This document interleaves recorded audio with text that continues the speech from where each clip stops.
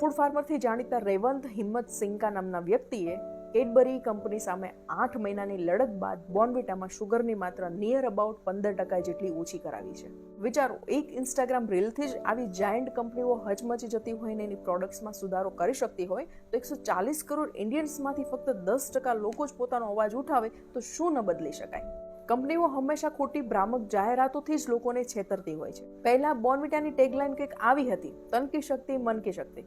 પણ કેડબરી બોર્નવિટા સામે 8 મહિનાની લડત બાદ તમને બોર્નવિટાના પેકેજિંગ પર આ ટેગલાઇન જોવા નહીં મળે. આરોગ્યને સંદર્ભમાં રાખીને આવી જ ખોટી ટેગલાઇન વાંચીને લોકો પ્રોડક્ટ્સ ખરીદી લે છે, પણ પેકિંગની પાછળ આપેલા ઇન્ગ્રેડિયન્ટ્સ વાંચવાની તસદી જરા પણ નથી લેતા.